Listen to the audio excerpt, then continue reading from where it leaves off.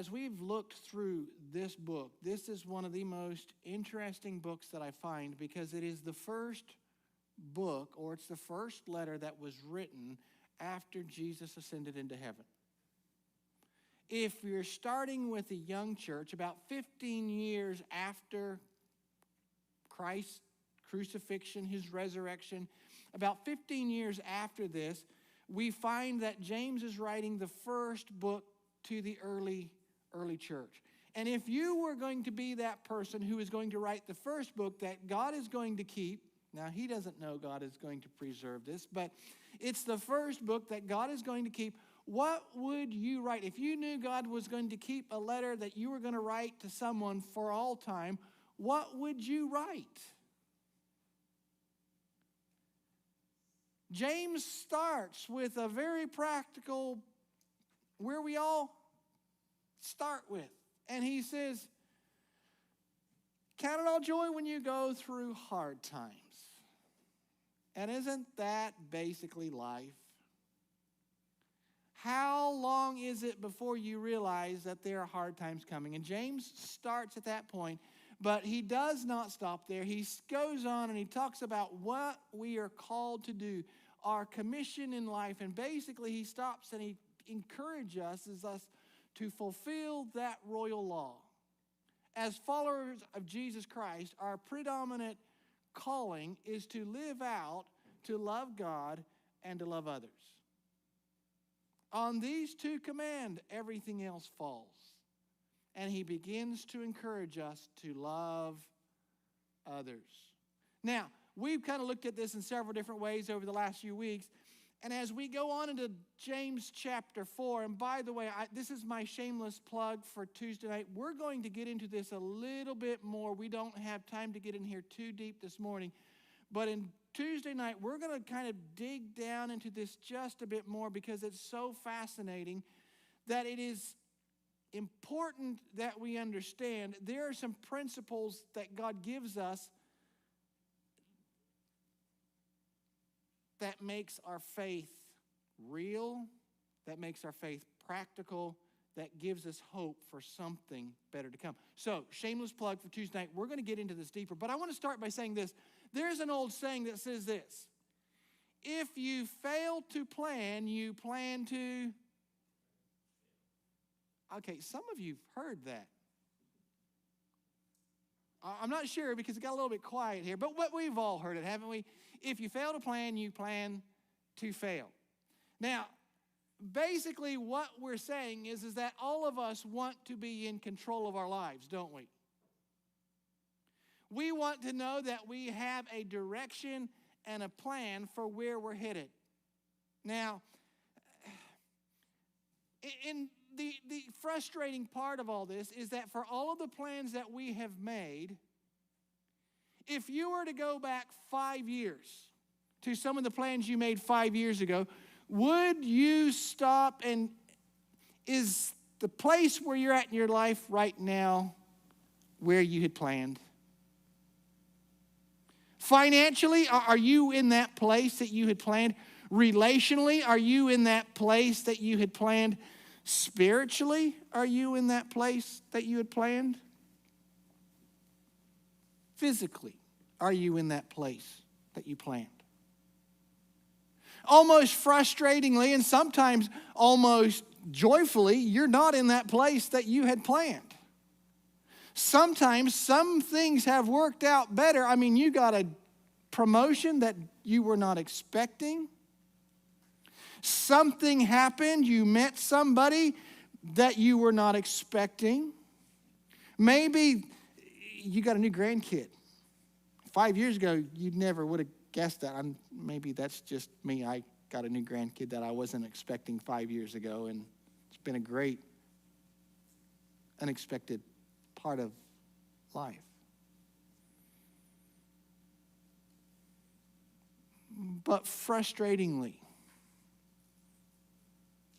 our plans never really always go the way that we expect them to go. As we're continuing on in our letter that James writes, James begins to deal with this idea of the plans that we make for our lives. This desire, this need to be in control. Now, as James is writing this, he's understanding that there's also, plans themselves are good, but there's also a part of the plans that we make that can be harmful and destructive to our Christian faith. And so I want to start this morning, and we're just going to read this passage, and then we'll back up and we'll start looking at this a bit more. But I want to start with the very passage that James begins to deal with, that deals with this idea of how much in control are we really. So follow along with me as we read James chapter 4, and James starts like this. Look here, you who say, today or tomorrow we're going to a certain town, and we're going to stay there a year. We will do business. We will make a profit. Hang on. Okay, I just added that. You might notice that. Hang on there. Wait up. How do you know what your life is going to be like tomorrow?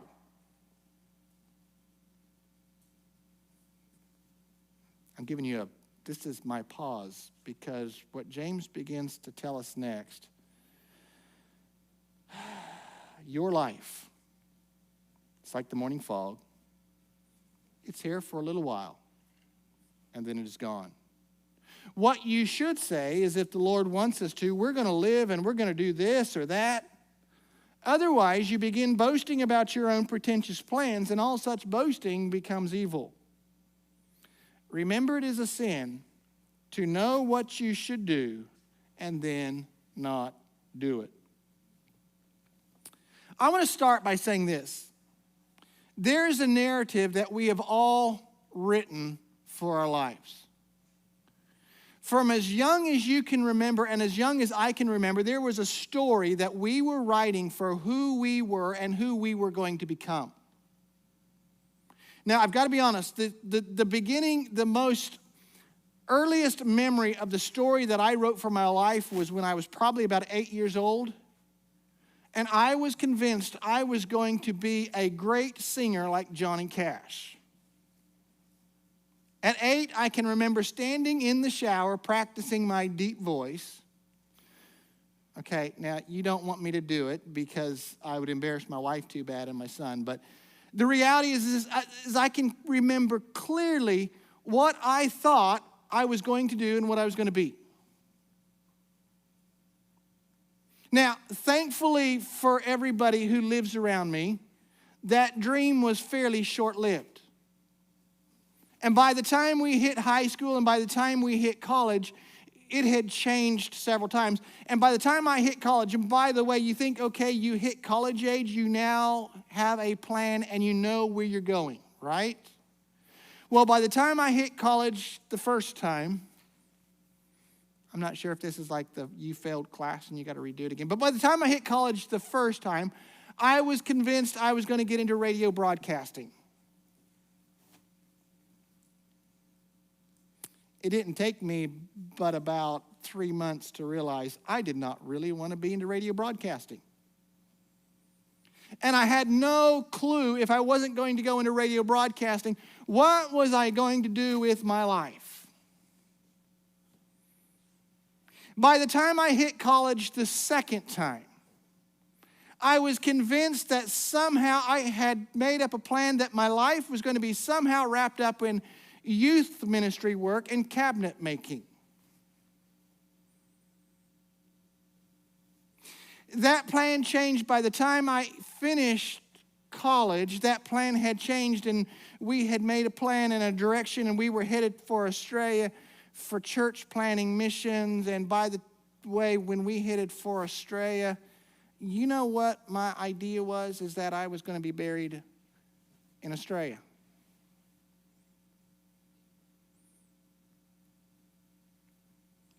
There is a direction and a narrative that we write for our lives that as we look back, none of us fully understand really where we're going to end up.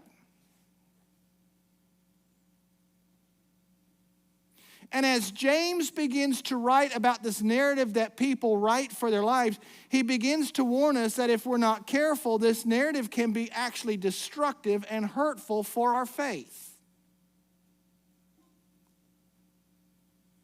Part of the problem with the narrative that we write for our lives is he starts with in James chapter 4 by saying this. How do you know what your life is going to be tomorrow?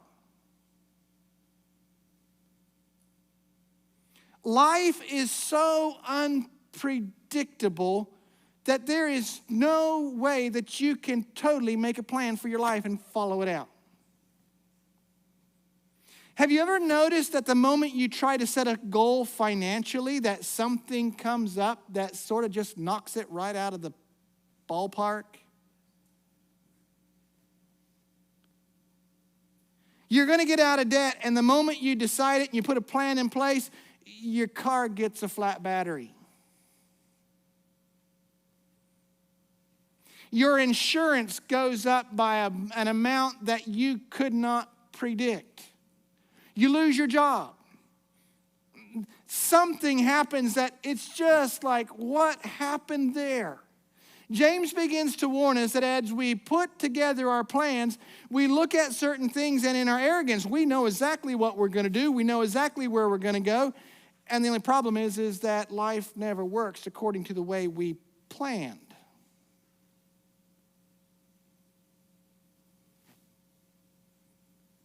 Relationally, we understand this, don't we?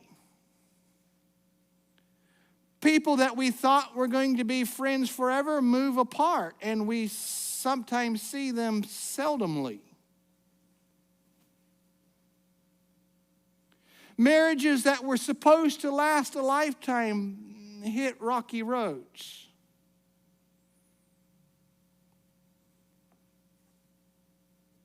Spiritually, something that comes up that shakes our faith, and we find ourselves looking and questioning and asking God why.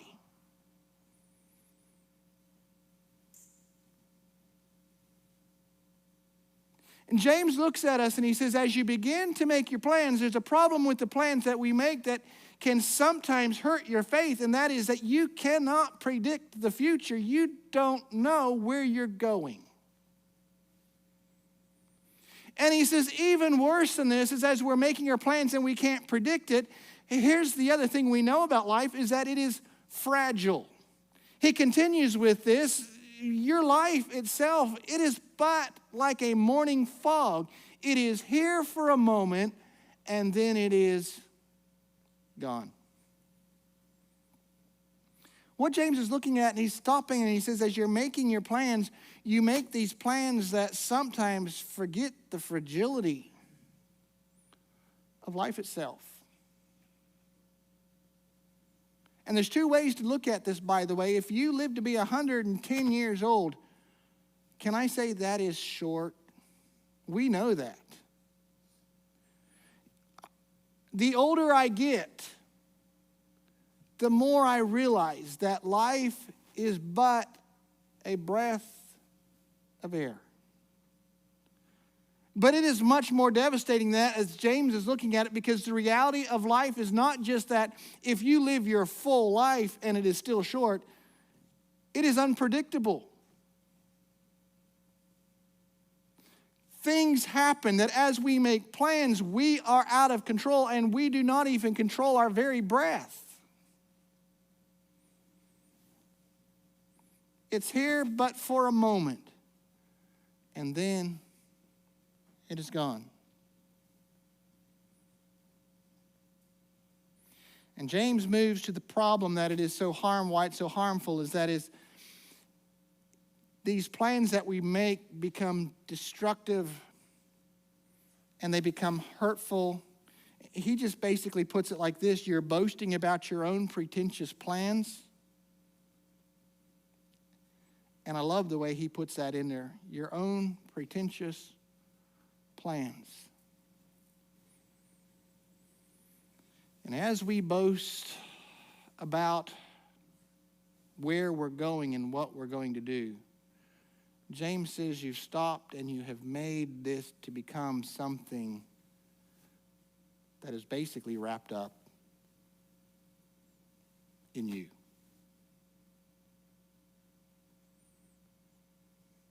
James is not saying that there is a problem making plans. In fact, he encourages us to make plans. We'll look at this in a second. James encourages us to make plans. What James is discouraging us is about the attitude we put behind the plans that we make. We assume and we treat it as if we are the masters of our universe. We make plans that basically profit the most important person in the world. And who is that? It's me. Did you realize I didn't say it was you? I said it was me.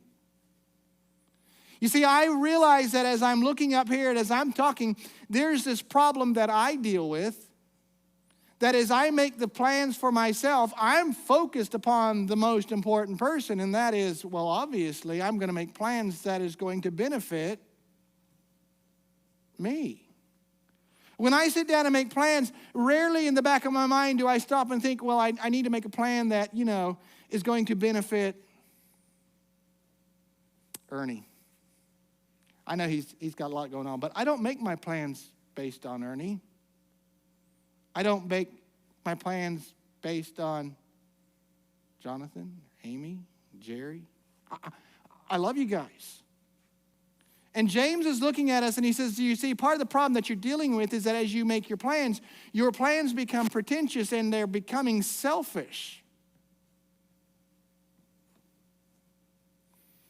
You see, there's this thing that we deal with when our plans go according to the way we want.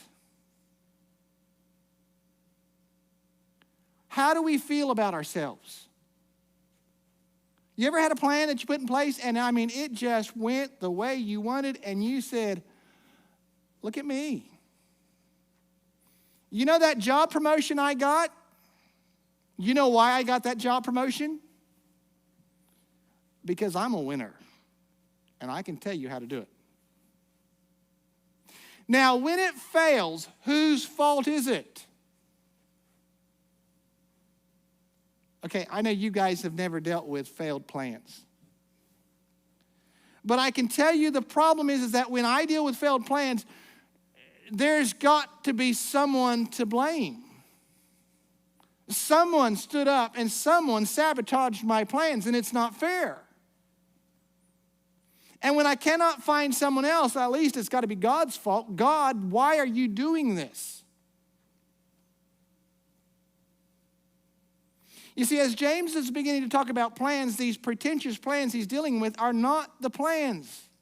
It's the attitude behind why we do what we do. In fact, and we're going to look at this a little bit more on Tuesday night, but here's where I know it's going about attitude, not the plan. James chapter 4, verse 1, James pulls us back to the start of it all, and he says this. What is causing the quarrels and the fights among you? Don't they come from the evil desires that are at war within you?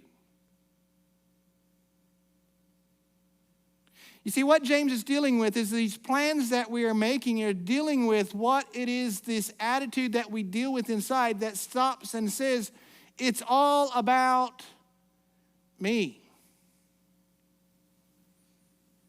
And James is saying there's something that is more important. There's something that we need to get our eyes, and that is off of ourselves.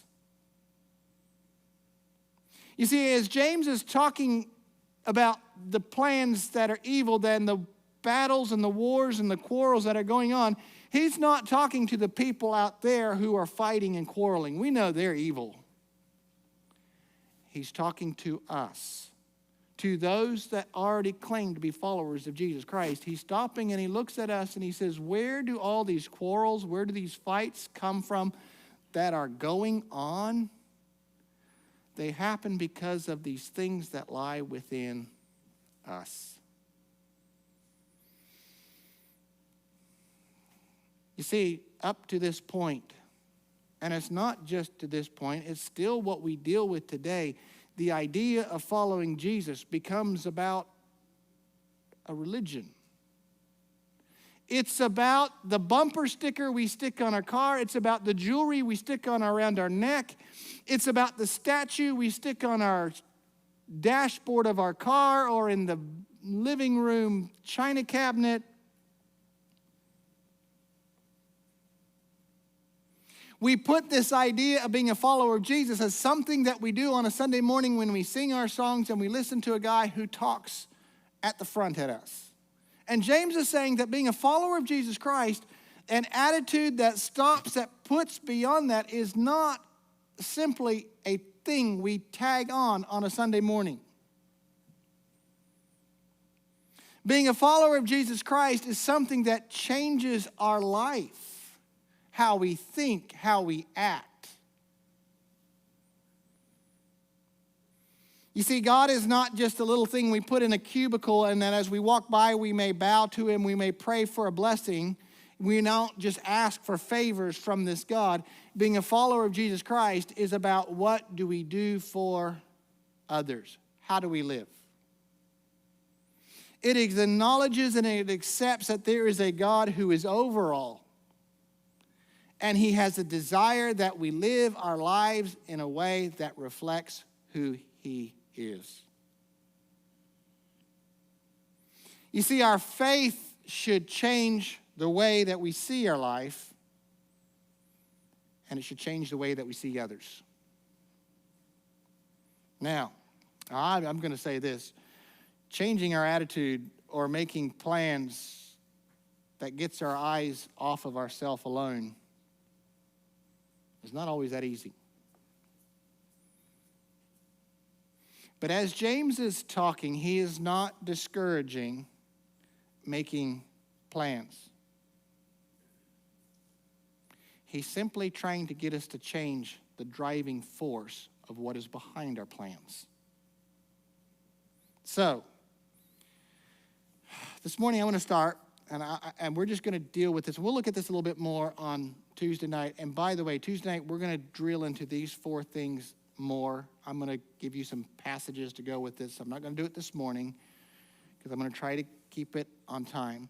But I want to give you 4 things that we begin to look at that God gave us and that the disciples gave us that help us to learn to keep our attitude right in the plans that we make.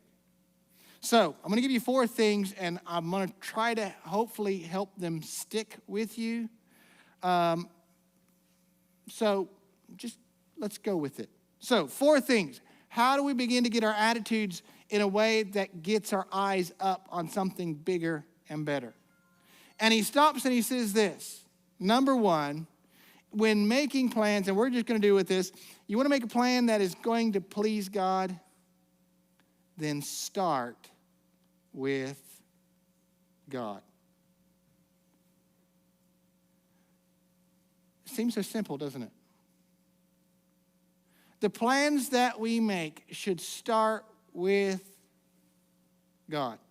Seek God. There is something that if we say that our faith is based on him and it is about him and our faith is for him, then maybe we should start our plans thinking about him. God, where would you like me to go? It accepts the fact that there is a purpose and a plan that is beyond what I want. Ouch. There's a plan that does not always go in the direction that I want to go. But it starts with, and it should finish with, God. We do what we do because we believe that God is God. We know this, that all things work together for good to them who love God. There is a purpose and plan that goes according to God's way. So number 1, if he is God, let's seek him. Something we don't understand, seek God. A direction we want to go, seek God. Problems with our spiritual life, our physical life, our emotional life, our relational life, seek God. Number 2, it's important that we stop and we seek God, but this cannot be the end. I mean, sometimes it's just easy to go, well, I'm a Christian, right? So all I do is just, God, do what you want to do. But in fact, that is not what James is calling us to do. James is calling us to stop and make a plan. He's saying, Lord willing, this is what we will do. James does not stop and say, don't make a plan. He's just saying, change the attitude of the plan so that God is a purpose or the center of our plan. Lord willing, we are going to move and we're going to do this. And it's not about saying the words, it's about having the attitude. So number 2, as we put God in the center of our life, we then have to make a plan. And we're going to look at this Tuesday night because I think this is so important. We still have to make a plan. Plans, directions, we need to know where we're going. Have you ever put a direction in your Google Maps? I need to know where I'm going, and so you put I'll put your direction in, and as you look at the map and you go, that's great, and then you just start driving and you don't even look at Google Maps anymore, and you wonder why you don't get anywhere. James is telling us, as you make your plans, start with God, but then make a plan. It's important to know what it is we're doing, where we're going, and what is the purpose of your life and my life. Number 3, and a proper attitude in our plan making and in our faith to make our faith work. James says, start with God. Make a plan. James doesn't really deal with this, but we're going to look at this, and it is dealt with in the scripture, and he sort of deals with this because he goes on to say, he who knows to do good and then does not do it, it's wrong. But there's a proper attitude that puts God at the center. It makes a plan, but then it works to do what it knows to do.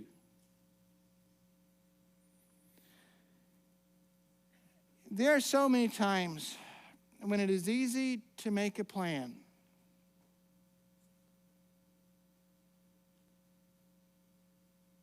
Write it down. Put it in a paper. Stick it in a book. Put it on the bookshelf. And then do what you want to do. There are so many things in life that we know we should do. We know God calls us to certain things. And in fact, a part of this plan requires that we fulfill the royal law to love God and to love others. We know that's a part of the plan that God has for us. And James stops and he deals with and he looks at us, and we'll look at it a bit more on Tuesday night. But he says, there's something I want you to do, is to follow through with what you know. Seek God. Make your plans. Follow through. I'm going to look at one more. These are simple. All right, we can all do this. We already stop and do this partly. What James is trying to get us to do is to change our attitude and our focus of our plans. You need a plan. I need a plan. We need a plan for the church. We just need to make sure that God is at the center of that plan. Number 4, let go of the outcomes.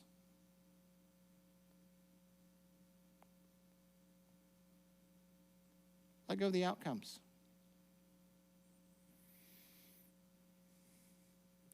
When your plan works out the way you want, who gets credit?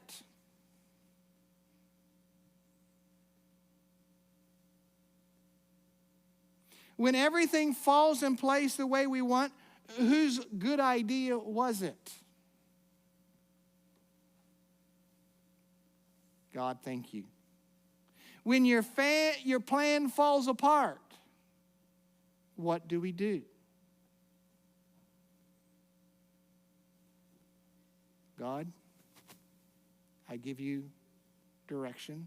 I give you control. I'm going to trust. What James is reminding us is that the reality of our lives is that we have so little control over the plans we make. Yes, we need to seek God. Yes, we need to make plans. And yes, we need to do what we need to do. But then there comes a time when we simply need to open our hands and let go. If God is God,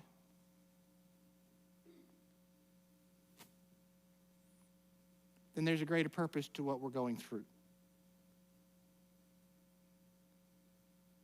There's this moment where we need to learn to lean into Him, His direction, His purpose. Why do things work out the way they do? I don't always know.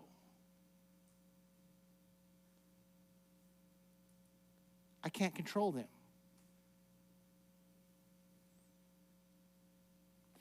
You can come to me and you can say, Pastor, we're going through this and I don't get it. Why is God allowing this in my life? And you know what I will probably tell you?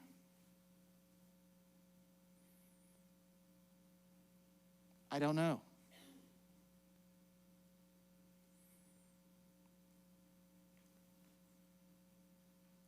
It is God's to give and it is God's to take away.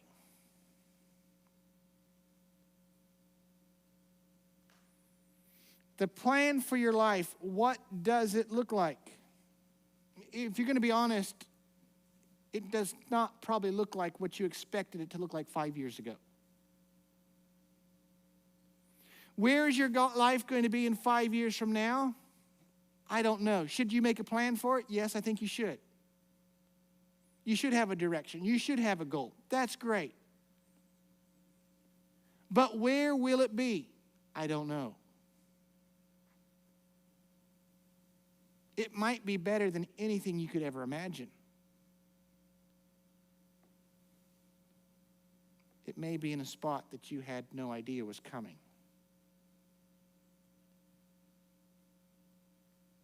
See, we don't know what life's going to bring.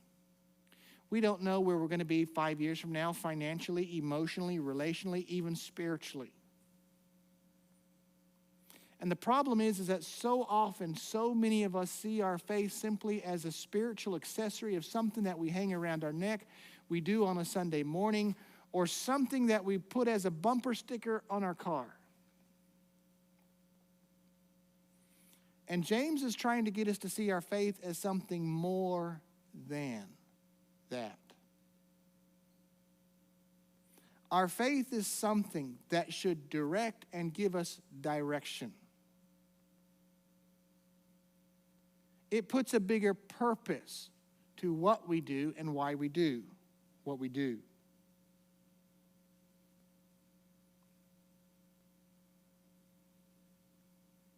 You see, it should put this thing in the back of our mind that as we make our plans, it should cause us to say, hey, this is not just about me.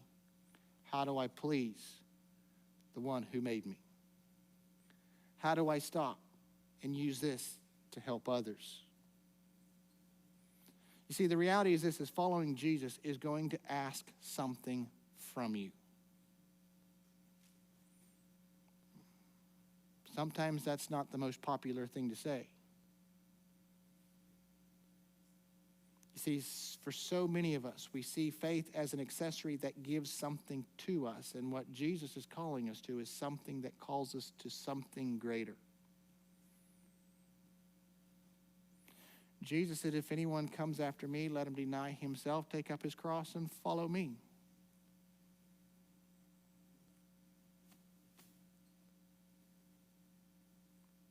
See, the reality of our faith is that it is above me, beyond me. And it sees a greater purpose in what we do. It changes the way I treat my family.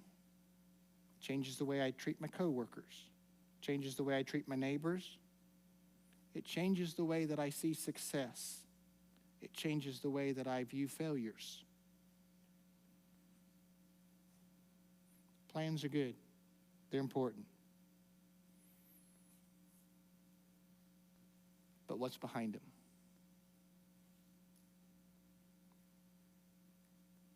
Who do you give the final outcome too.